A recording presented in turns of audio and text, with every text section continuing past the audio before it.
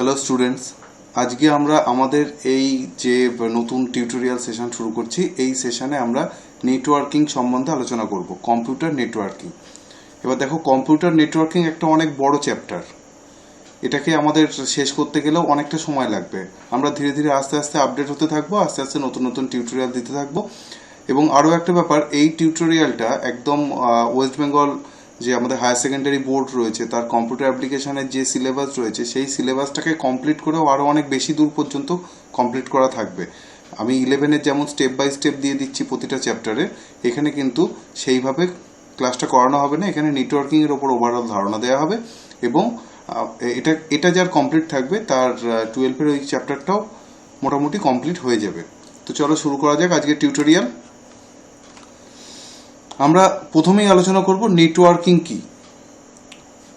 Networking এর সংজ্ঞায় দেখো আমি দিয়ে দিয়েছি, দুই বা ততোধিক ডিভাইস যখন গাইডেড বা আনগাইডেড মিডিয়ার সাহায্যে সংযুক্ত হয়ে নিজেদের ভিতর তথ্য আদান প্রদান করে, তখন এই ডিভাইসগুলির সংযুক্তিকরণকে মানে সংযুক্তিকরণের যে পদ্ধতি, সেই পদ্ধতিটিকে বলা হয় নেটওয়ার্কিং। ভালো করে দেখো সংজ্ঞাটা। দুই বা ততোধিক ডিভাইস, অনেক জায়গায় দেখতে পাবে দুই বা ততোধিক কম্পিউটার উল্লেখ করা থাকে, কিন্তু শুধুমাত্র কম্পিউটারের ভেতরে নেটওয়ার্কিং হয় না। যেমন ধরো, একটা নেটওয়ার্কের ভেতরে যদি একটা নেটওয়ার্ক প্রিন্টার বা একটা নেটওয়ার্ক ক্যামেরা বা একটা নেটওয়ার্ক স্ক্যানারকে ইনস্টল করা থাকে, তাহলে কিন্তু সেই ডিভাইসগুলোও নেটওয়ার্কিংয়ের অংশ হিসেবে কাজ করে। তাহলে আমি কিন্তু বলতে পারি না যে শুধুমাত্র কম্পিউটার এখানে নেটওয়ার্কিংয়ের মধ্যে কম্পিউটারগুলি যুক্ত থাকে, সেটা বলা যায় না। নেটওয়ার্কিংয়ের সংজ্ঞা দিতে গেলে বলতে হবে দুই বা ততোধিক ডিভাইস, সর্বনিম্ন দুটো ডিভাইস থাকবে, বেশি যত খুশি হতে পারে, যখন সেই ডিভাইসগুলো গাইডেড বা আনগাইডেড মিডিয়ার মাধ্যমে সংযুক্ত থাকবে। এই জায়গাটাকে ভালো করে খেয়াল করো। গাইডেড বা আনগাইডেড মিডিয়া বলতে কি বোঝায়? যখন কোনো তথ্যকে এক জায়গা থেকে আরেক জায়গায় আমরা পাঠাই, তখন সেটাকে পাঠানোর সময় একটা পদ্ধতি হয় যে পদ্ধতিতে আমরা নির্দিষ্ট একটা পথকে বলে দিই যে এই পথের মাধ্যমেই যাবে। আর একটা পদ্ধতি হয় আমরা ব্রডকাস্ট করি, এবার যার কাছে আমার অ্যাক্সেস লিস্ট যাদের কাছে রয়েছে তারা সেই ইনফরমেশনটাকে নিতে পারে, বাকিটা নিতে পারে না। যেমন ধরো, আমি মোবাইল থেকে হটস্পটের মাধ্যমে নেট আমি রিলিজ করছি, এটাতে ব্রডকাস্ট করছি। এখন এখানে যদি আমি ব্রডকাস্ট করি তাহলে যে কোনো লোক এটাকে অ্যাকসেপ্ট করতে পারে। কিন্তু আমি যদি এটাকে মাল্টিকাস্ট করে দিই, মানে এর একটা পাসওয়ার্ড দিয়ে দিই এবং কিছু লোককে নির্দিষ্ট করে দিই, তাহলে কিন্তু আমরা দেখতে পাবো ওই কয়েকজন ছাড়া বাদবাকিরা পারছে না, যাদের কাছেই যাক না কেন। কিন্তু আমি যখন হটস্পটের মাধ্যমে নেটওয়ার্কটাকে ছাড়ছি, নেটওয়ার্কটাকে যখন আমি হটস্পটের মাধ্যমে দিচ্ছি, তখন তার কিন্তু কোনো নির্দিষ্ট পথ নেই যে এই পথ দিয়ে যাবে। সে একটা রেডিয়াসকে ধরে নেয়, সেই সমস্ত জায়গায় সেই নেটওয়ার্কটা থাকে। সমস্ত ধরনের ওয়্যারলেস নেটওয়ার্ক, যেমন যে ভোডাফোনের নেট ইউজ করছো তার কাছে সেই বাড়িতেই হয়তো রিলায়েন্সের জিওর নেট চলছে, কিন্তু যার ভোডাফোনের সিম দেওয়া রয়েছে সে কিন্তু রিলায়েন্সের জিওর নেট ব্যবহার করতে পারছে না। বোঝা গেল? এইভাবে ভাগটা করে দেওয়া থাকে, কিন্তু ওটা আনগাইডেড, যে বলা যায় না যে ওই জায়গায় যাবে না এই জায়গায় যাবে না, পুরো জায়গাটায় ছড়িয়ে থাকে। ইন্টারনেটের যে কোনো নেটওয়ার্কের কানেকশন যদি আনগাইডেড মিডিয়া দিয়ে পাঠানো হয়, তাহলে সে একটা টোটাল জায়গাকে কভার করে। যাদের কাছে অ্যাক্সেস প্রিভিলেজ থাকে তারা সেটাকে অ্যাক্সেস করতে পারে, যাদের কাছে থাকে না তারা অ্যাক্সেস করতে পারে না। সুতরাং সমস্ত ধরনের এরকম ওয়্যারলেস কানেকশন যা থাকবে সেগুলোকে সব বলা হবে আনগাইডেড মিডিয়া, আনগাইডেড মাধ্যম। আর গাইডেড মাধ্যম যেখানে তারের মাধ্যমে যায়, তারটাকে আমরা যেখান থেকে খুশি সেখান থেকে নিয়ে যেতে পারি ওয়্যারিং করে। তো আমরা তখন নির্দিষ্ট করে দিতে পারি যে তারটা একটা দেয়ালের একটা জায়গা দিয়ে যাচ্ছে, মানে ডেটাটা ওই জায়গাটা দিয়েই যাচ্ছে। ওই জন্য এটাকে বলা হয় গাইডেড মিডিয়া। গাইডেড মিডিয়া অনেক বেশি সিকিউর হয় আনগাইডেড মিডিয়ার চাইতে। তো চলো সূত্রটা তাহলে আমি এই সংজ্ঞাটা আরেকবার দেখি। দুই বা ততোধিক ডিভাইস যখন গাইডেড বা আনগাইডেড মাধ্যমের সাহায্যে সংযুক্ত হয়, যখন তারা কানেক্টেড থাকে, এবং কানেক্টেড থেকে শুধু কানেক্টেড থাকলে হবে না, তথ্য আদান প্রদানও করতে হবে। তার কারণ এরকমও হয় যে ডিভাইস কানেক্টেড থাকলেও তাদের মধ্যে তথ্য আদান প্রদান করার পারমিশন থাকে না, সেক্ষেত্রে এটা কিন্তু নেটওয়ার্কিংয়ের মধ্যে পড়ে না। তাদের মধ্যে তথ্য আদান প্রদান করতে হবে, তাহলে সেটা একটা কমপ্লিট নেটওয়ার্কিং হবে। এই যে পদ্ধতি, যে পদ্ধতিতে এই কাজগুলো করা হলো, সেই পদ্ধতিটার নাম হচ্ছে নেটওয়ার্কিং। এইবারে নেটওয়ার্কিংয়ে এর কিছু গুরুত্ব রয়েছে, কেন ব্যবহার করব, এগুলো খুব ইম্পর্টেন্ট। এইটা জানা থাকলে নেটওয়ার্কিং সম্বন্ধে ধারণা মোটামুটি ক্লিয়ার হয়ে যাবে। প্রথম কথা হচ্ছে হার্ডওয়্যারের মিলিত ব্যবহার, হার্ডওয়্যার রিসোর্স শেয়ারিং। ধরো একটা অফিসে 10টা কম্পিউটার আছে, এখন এই 10টা কম্পিউটারে যদি আমার প্রিন্ট দিতে হয় তাহলে আমার 10টা প্রিন্টার জেনারেলি দরকার হবে। তো একটা প্রিন্টারের দাম যদি 10,000 টাকা করে ধরে নাও, তাহলে 10টা প্রিন্টারের দাম 1 লাখ টাকা হয়ে যাচ্ছে। কিন্তু আমি কি করতে পারি, আমার 10টা কম্পিউটারে একটা মাত্র প্রিন্টারকে ইনস্টল করতে পারি। 10টা কম্পিউটারে যেখান থেকে আমি প্রিন্ট দেবো না কেন, ওই প্রিন্টার থেকেই প্রিন্ট আউট হবে। তাহলে কি হলো, আমার 10,000 টাকা মিটে যাচ্ছে, আমার কিন্তু 90,000 টাকা এক্সট্রা কস্ট এলো না। এটা করা সম্ভব একমাত্র নেটওয়ার্কিংয়ের মাধ্যমে। স্ক্যানারও একইভাবে ব্যবহার করা যায়। নেটওয়ার্কিংয়ের সঙ্গে যুক্ত করে রেখে কম্পিউটারের পেরিফেরালসগুলোকে আমরা মিলিতভাবে ব্যবহার করতে পারি। করতে পারলে কি হয়, এটা কস্ট এফেক্টিভ হয় এবং এক্ষেত্রে কি হয়, আমার ডিভাইসের সংখ্যাও কমিয়ে নেওয়া যায়। তথ্যের সুরক্ষা, নেটওয়ার্কিংয়ের সবসময় একটা বড় গুণ জানবে, যখনই কোনো কিছুকে নেটওয়ার্কিংয়ে যুক্ত করা হবে কোনো ডিভাইসকে, তখনই তাকে সিকিউর করে তারপর যুক্ত করতে হবে। এটা নেটওয়ার্কিংয়ের নিয়ম। তথ্য যখন আমরা কোনো নেটওয়ার্কিংয়ের সাহায্য নিয়ে কোনো তথ্যকে কোনো জায়গায় স্টোর করি, তখন সেটাকে অ্যাক্সেস করার জন্য অবশ্যই আমার একটি ইউজার আইডি পাসওয়ার্ড লাগবে। যেমন একটা ছোট উদাহরণ দিচ্ছি, আমরা সবাই ফেসবুক মোটামুটি করি কম বেশি। তো ফেসবুকে কি হয়, প্রত্যেকের একটা করে আইডি, একটা করে পাসওয়ার্ড থাকে।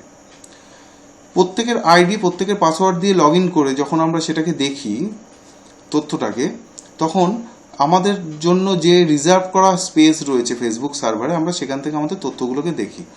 আমার আইডিতে যে তথ্যগুলোকে স্টোর করে রাখা রয়েছে, সেই তথ্যগুলো কিন্তু অন্য কেউ দেখতে পারে না, যদি না আমি তাকে অ্যাক্সেস প্রিভিলেজ দিই বা আমার আইডি পাসওয়ার্ড সে জানে। ঠিক একইভাবে ইমেলের ক্ষেত্রেও দেখো, ইমেলের মাধ্যমে যখন আমরা কোনো তথ্য আদান প্রদান করি, তখন সেটা কিন্তু আমার ইমেলের আইডি পাসওয়ার্ড দিয়েই সুরক্ষিত থাকে। সেটা কোনো সময় অন্য কারো পক্ষে দেখা সম্ভব নয়। এই পয়েন্টগুলোই, যে পয়েন্টগুলো আলোচনা করলাম, পরের পয়েন্টও সেই একই। তথ্যের সংরক্ষণ, কোনো জায়গায় যখন আমরা কোনো আমাদের প্রয়োজনীয় তথ্যকে সংরক্ষণ করি, স্টোর করি, তখন সেটা অনেক বেশি সিকিউর থাকে নেটওয়ার্কিংয়ের মাধ্যমে। তার কারণ নেটওয়ার্কিংয়ের মাধ্যমে কোনো কিছু করলে আমাদেরকে অবশ্যই নেটওয়ার্কটাকে সিকিউর করতে হবে, না তো আমরা কাজ করতে পারবো না। যেমন ধরো, তোমার ফোনে যত টাকা ব্যালেন্স রয়েছে, অন্য কেউ কি সেই ফোনের সেই ব্যালেন্সটাকে ইউজ করতে পারে না। কিন্তু সবাই তো আমরা ফোনের নেটওয়ার্কের সঙ্গে যুক্ত। আমারও যে কোম্পানির ফোন রয়েছে, তোমারও সেই কোম্পানির ফোন থাকতে পারে। কিন্তু আমার যে কোম্পানির সিম নেওয়া রয়েছে, তোমারও সেই কোম্পানির সিম নেওয়া থাকতে পারে। কিন্তু আমি যে ডেটা প্ল্যান ইউজ করছি, আমার ডেটা প্ল্যান কোনো সময় তোমার ডেটা প্ল্যানের সাথে মিশে যাবে না, বা আমার থেকে তুমি ব্যবহার করতে পারবে না যদি না আমি তোমাকে পারমিশন দিই বা আমার সিম কার্ডটা তোমাকে দিই। এটাই হচ্ছে তথ্যের সুরক্ষা এবং তথ্যের সংরক্ষণের মূল কারণ, নেটওয়ার্কিংয়ের সুবিধা। এইবার তথ্যের আদান প্রদান, এটা সবথেকে গুরুত্বপূর্ণ। আমরা নেটওয়ার্কিংয়ে শুরুই করেছি তথ্যের আদান প্রদানের জন্য। যেমন আমার যে কম্পিউটার থেকে আমি এই টিউটোরিয়ালগুলো রেকর্ড করছি, এইগুলো যারা দেখছো প্রত্যেকের যদি বাড়িতে বাড়িতে আমার পৌঁছে দিতে হতো, হয় সিডিতে রাইট করে প্রত্যেকের বাড়িতে মেল পাঠাতে হতো, অথবা ইমেলের মাধ্যমে পাঠাতে হতো, অথবা আমাদের পেন ড্রাইভ করে দিতে হতো, বা প্রত্যেকে আমার কাছে এসে নিয়ে যেতে হতো। আমি কি করছি, আমি একটা ব্রডকাস্ট মিডিয়াম ইউটিউবে এটাকে আপলোড করে দিচ্ছি। আপলোড করে দেওয়ার ফলে তোমরা কিন্তু এখান থেকে তথ্যগুলোকে গ্রহণ করতে পারছো। একই পদ্ধতি ব্যবহার হয় ইমেলের ক্ষেত্রে। আমি এখান থেকে অন্য যে কোনো জায়গায় একটা মেল ফরওয়ার্ড করতে পারি, তাতে কিছু ডেটা লোড করে। তাহলে কি হবে, মেলটা তার কাছে চলে যাবে, সে ওই ডিটেলসগুলো পেয়ে যাবে, এবং আমার খুব সহজে খুব কম সময়ে তথ্যটাকে পৌঁছে দেওয়া যাবে। নেটওয়ার্কিংয়ের কিন্তু আরেকটা খুব গুরুত্বপূর্ণ কারণ এই তথ্যের আদান প্রদান। তাহলে আশা করি নেটওয়ার্কিংয়ের গুরুত্ব বোঝা হয়ে গিয়েছে। নেটওয়ার্কিংয়ের সংজ্ঞা বলে দিয়েছি, নেটওয়ার্কিংয়ের গুরুত্ব বলে দিয়েছি। এইবারে আমাদের আসল পড়ায় ঢুকতে হবে কম্পিউটার নেটওয়ার্কিংয়ের স্টেপ বাই স্টেপ ভাগগুলোতে। Types of network. নেটওয়ার্কে প্রথমেই দুভাগে ভাগ করা যায়। সবার প্রথমে একটা ইন্ট্রানেট, একটা ইন্টারনেট। ইন্ট্রানেট এবং ইন্টারনেট এই প্রত্যেকটা নিয়েই আমি আলাদা আলাদা করে ক্লাস করে দেবো, এবং এর ভেতরে যা যা ভাগগুলো দিয়েছি সেই প্রত্যেকটা নিয়ে আলাদা আলাদা করে ক্লাস করে দেবো। আজকে একটা ওভারঅল কনসেপ্ট দেবো এর ওপরে, কারণ এরপরে আমাদের গাইডেড মিডিয়া, আনগাইডেড মিডিয়া এইগুলোকে পড়তে হবে, তারপরে এখানে আসতে হবে। এবং এই নেটওয়ার্ক বুঝতে গেলে আমাদের আইপি অ্যাড্রেসিংও বুঝতে হবে। না বুঝলে নেটওয়ার্কের জিনিসটা ঠিক করে ভালো বোঝা যায় না। ওইগুলো করা হয়ে গেলে তখন আমরা এগুলো নিয়ে আবার ডিসকাস করব। তখন দেখবে জিনিসটা পরিষ্কার বুঝতে পারছো। এখন একটু হয়তো মনে হবে যে না, একটা ধোঁয়াশা মতো ভাব রয়েছে। তো চলো বলি, নেটওয়ার্ক প্রথমে দুটো ভাগে ভাগ করছি, একটা ইন্ট্রানেট, একটা ইন্টারনেট। ইন্ট্রানেট কি? যখন দুই বা ততোধিক ডিভাইস একটা নেটওয়ার্কের মধ্যেই সংযুক্ত থাকে, তখন তাকে বলা হয় ইন্ট্রানেট। ইন্টারনেট কাকে বলা হয়? যখন দুই বা ততোধিক কম্পিউটার বা ডিভাইস গ্লোবালি একে অন্যের সঙ্গে সংযুক্ত হয়ে তথ্য আদান প্রদান করতে পারে, তখন তাকে বলা হয় ইন্টারনেট। বোঝা গেল কি বললাম? ইন্টারনেটের কাজ হচ্ছে ইন্টারনেট গ্লোবালি কম্পিউটারগুলোর মধ্যে সংযোগ স্থাপন করে এবং এটা এক নেটওয়ার্ক থেকে অন্য নেটওয়ার্কের ভিতর তথ্য আদান প্রদান করার জন্য ব্যবহার করা হয়। তাহলে এটা বিশ্বজুড়ে বিস্তৃত। এখানে এক নেটওয়ার্ক থেকে অন্য নেটওয়ার্কে তথ্য আদান প্রদান করার জন্য এই পদ্ধতি ব্যবহার করা হয়। এখানে কম্পিউটারগুলোতে আমরা বিশ্বের যে কোনো স্থানে কম্পিউটারের সঙ্গে বিশ্বের যে কোনো স্থানে কম্পিউটারের সংযোগ স্থাপন করতে পারি, যে পদ্ধতিটা ব্যবহার করে আমরা ফেসবুক, হোয়াটসঅ্যাপে চ্যাট, ইনস্টাগ্রাম এই সমস্ত কিছু ব্যবহার করি, এগুলো হচ্ছে ইন্টারনেট। এইবার আমরা দেখব ইন্ট্রানেট। ইন্ট্রানেটের কাজ কি? বেসিক্যালি ইন্টারনেট একটা প্রাইভেট নেটওয়ার্ক। প্রাইভেট নেটওয়ার্ক মানে এখানে কিন্তু বাইরের নেটওয়ার্ক যুক্ত হয় না, মানে ইন্টারনেট এখানে যুক্ত হয় না। এখানে গ্লোবালি কমিউনিকেশন করা যায় না, এখানে আমরা লোকালি কমিউনিকেট করতে পারি। কিন্তু যদি চাই, যদি প্রয়োজন হয়, তাহলে আমরা ইন্টারনেটকে ইন্ট্রানেট নেটওয়ার্কের সঙ্গে যুক্ত করে ইন্টারনেট নেটওয়ার্কে অবস্থিত সমস্ত কম্পিউটারকে ইন্টারনেট পরিষেবা দিতে পারি। কারণ আমার নেটওয়ার্কটা তৈরি থাকলেই আমি সেখানে ইন্টারনেটের কানেকশান নিয়ে নিলে আমি সেটাকে ইন্টারনেটে তথ্য আদান প্রদানের জন্য ব্যবহার করতে পারি। ইন্ট্রানেট বেসিক্যালি একটা প্রাইভেট নেটওয়ার্ক। ইন্টারনেটকে নিচে যে ভাগগুলো দিয়েছি, এছাড়াও আরও অনেক ভাগ রয়েছে যাতে ভাগ করা যায়। তো এখানে দেখো আমি পরপর লিখেছি, প্যান থেকে স্যান অবধি একটা গ্রুপের মধ্যে ভাবো। প্যান হচ্ছে পার্সোনাল এরিয়া নেটওয়ার্ক, অর্থাৎ আমার ব্যক্তিগত কাজের জন্য আমি আমার বাড়িতে যে ধরনের নেটওয়ার্ক তৈরি করে এক বা একাধিক ডিভাইসকে কমিউনিকেট করব, একসাথে করে কাজ করব, সেটা হচ্ছে প্যান অর্থাৎ পার্সোনাল এরিয়া নেটওয়ার্ক। তারপরে আসে LAN. LAN local area network. Local area নেটওয়ার্কের কাজ হচ্ছে কম্পিউটার বা ডিভাইসগুলোকে একটা জিওগ্রাফিক্যালি লিমিটেড এরিয়ার মধ্যে কানেক্ট করে।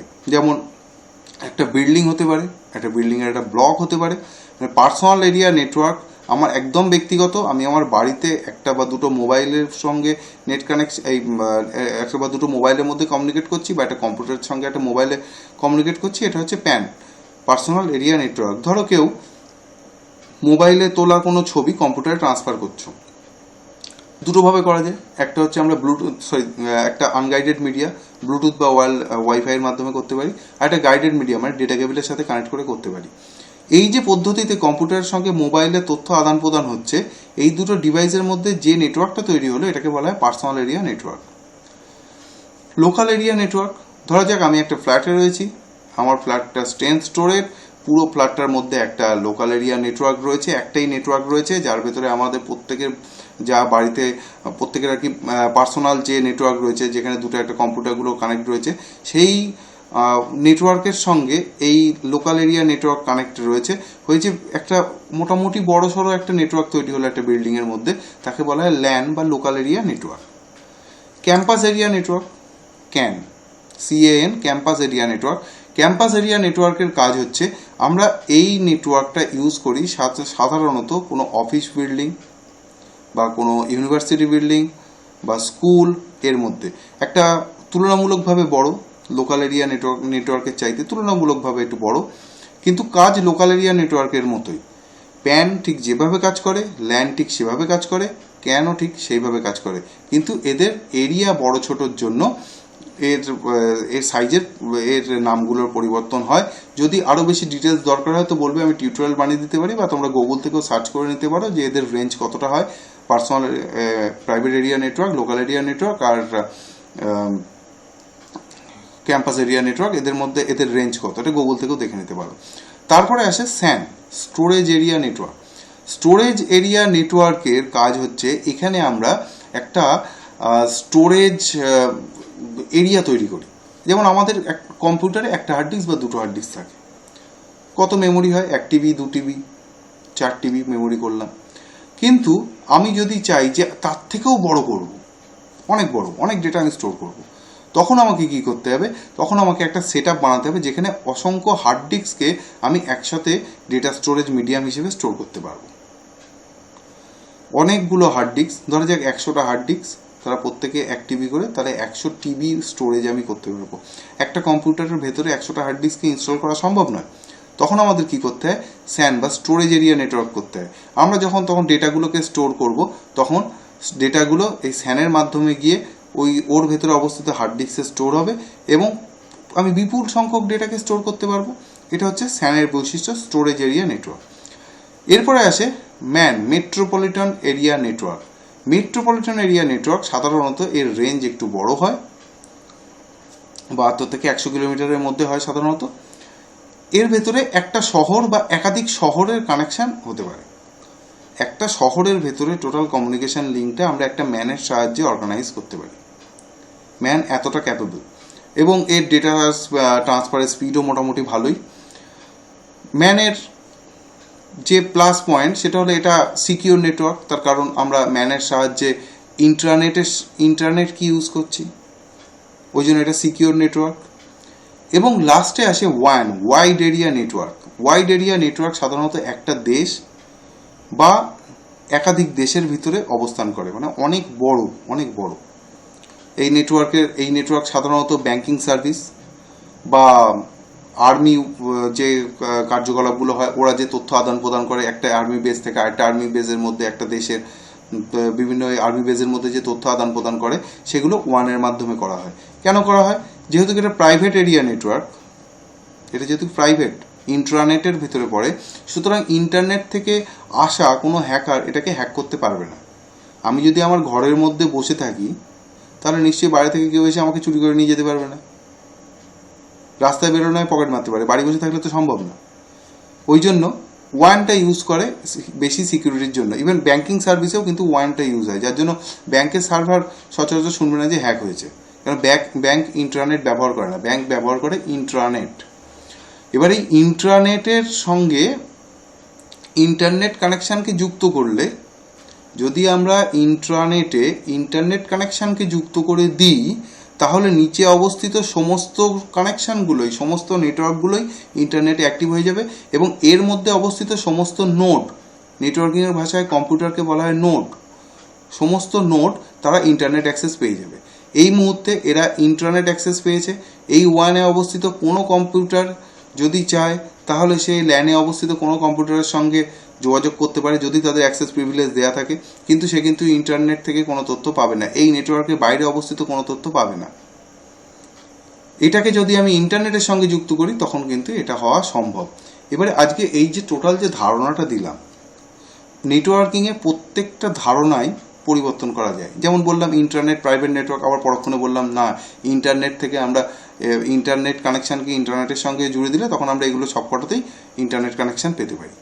ঠিক এরকম প্রত্যেকটা জিনিসের একটা তার বেসিক রুল রয়েছে এবং সেটাকে আমরা চাইলে পরিবর্তন করতে পারি। যেমন বললাম, ওয়ান থেকে আমরা চাইলে ল্যানে যোগ করতে পারি, কিন্তু ল্যান থেকে যখন ম্যান হয়ে সার্ভিসটা ওয়ানে গিয়ে পৌঁছচ্ছে, তখন এরা নেটওয়ার্ক চেঞ্জ হয়ে যায়। সেক্ষেত্রে কিন্তু ডাইরেক্টলি যদি পারমিশন না দেওয়া থাকে, তাহলে ওটা করতে পারবে না। এরকম ছোটো ছোটো অনেকগুলো ভাগ রয়েছে। এই যে জটিল সেকশনগুলো, সেগুলো আমরা আইপি অ্যাড্রেসিং করার পরে তারপরেই পড়তে পারবো, তার আগে পড়লে এই জিনিসগুলো বোঝা যাবে না। তো স্টুডেন্টস, আজকে আমরা কি পড়লাম, নেটওয়ার্কিং কাকে বলে, নেটওয়ার্কিংয়ের গুরুত্বটা কী, কী কারণে আমরা নেটওয়ার্কিং ব্যবহার করব, এবং টাইপস অফ নেটওয়ার্ক, কী ধরনের নেটওয়ার্ক, কী ধরনের নেটওয়ার্ক রয়েছে।